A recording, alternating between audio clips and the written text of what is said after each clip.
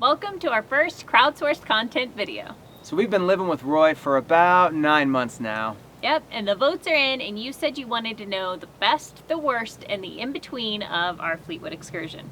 So let's dive in. Let's do it. So we're gonna start with our dislikes to get those out of the way. And the number one being the awning. So I really prefer the European style awnings. They don't have all this ugly hardware here, and there's no chance of hitting your head. Plus they're better for aerodynamics, and they really look a lot cleaner. And my least favorite part about this awning is the built-in wind sensor, which would be great if it actually worked, but it doesn't. So I don't trust it, and I never leave the awning out. Oh well. Our second least favorite thing is the giant, obnoxious paint jobs. Why every RV manufacturer feels the need to create these big, bold paint jobs is beyond me, because my car doesn't look like this, and I most certainly don't want anything any bigger than my car looking like that. So I don't know. Number 3 is the windows. They're only single pane, so they're not that efficient. And they're not the new, clean, frameless style that you see on most new RVs. And because they're not the cool pop-out style, you can't leave them open when it rains. And that's it. That does stink.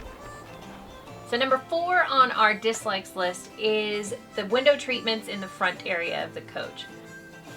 For the driver and passenger side, we have these terribly ugly curtains. They also hold a lot more dust. We would much prefer just the drop-down day and night shades. They're easier to use, and they're great for while you're driving down the road and the sun's blasting in. You can still see out, but not get blasted. In the front, we have a drop-down night shade, but there's no day shade. So we either block out everything or nothing. If we had a day shade, we could put that down. We still have a little bit of privacy, but we can still let some light in and enjoy the outdoors. So our 5th and final major dislike in this coach are the faucets. Starting with the kitchen faucet. It's really difficult to wash pots and pans in here because this faucet's so low. It'd be great if it was way up here, it'd be a whole lot easier.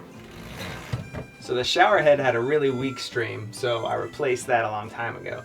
But this one, it's much better. And down here, the shower controls not only look really cheap, but they're not thermostatically controlled, meaning the water cycles from hot to cold while you're showering. So this is a really big pet peeve while you're in the shower, obviously.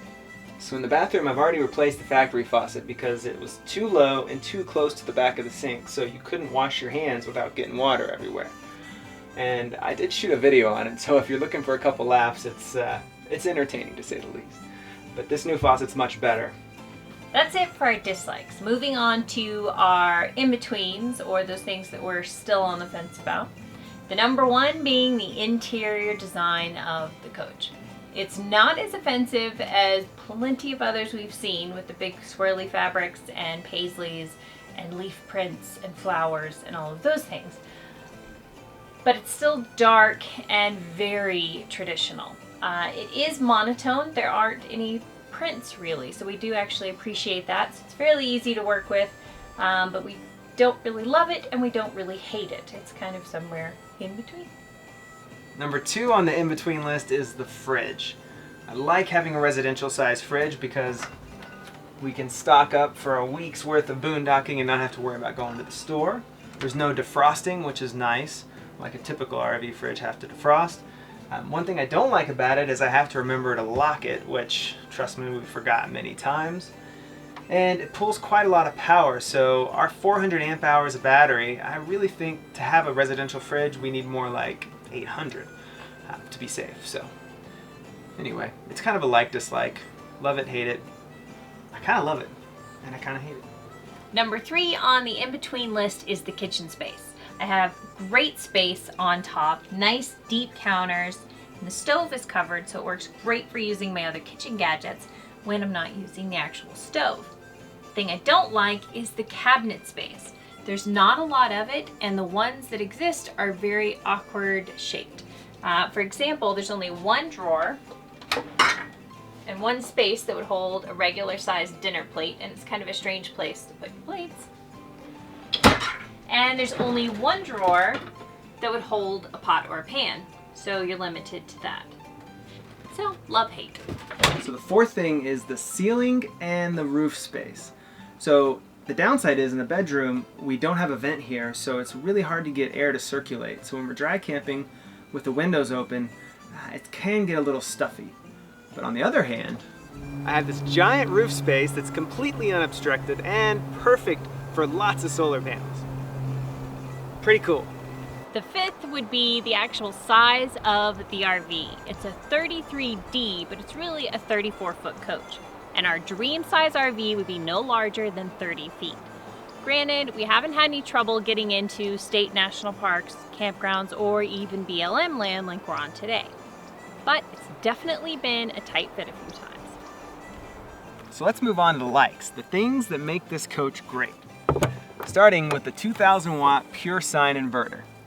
I can't believe how many RVs have just crap electrical systems, so it blew me away when the Fleetwood had 2,000 watt pure sine Magnum inverter, name brand, good quality.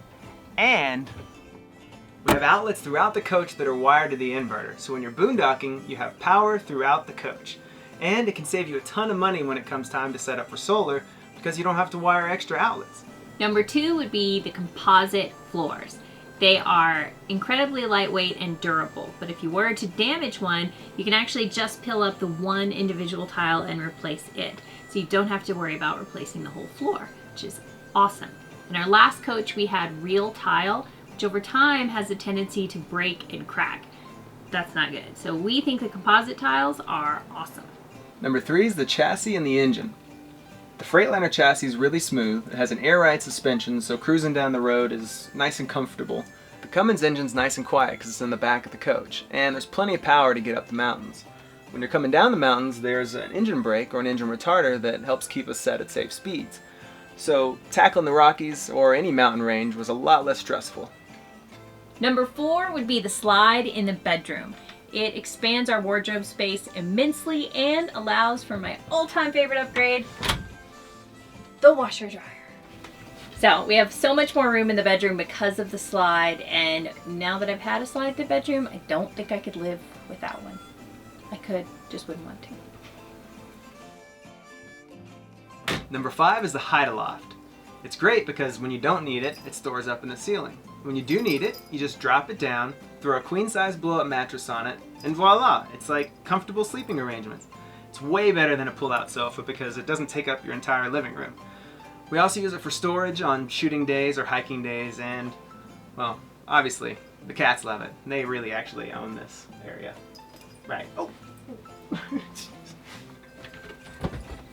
So there you have it. Best, the worst, and the in-between of our Fleetwood excursion. Now, I wouldn't call it the perfect coach for us, but we really haven't found one we like any better. No. So, hope you enjoyed. See you next time. See you next time. Cast your vote for our next crowdsourced content video, and check out an adventure.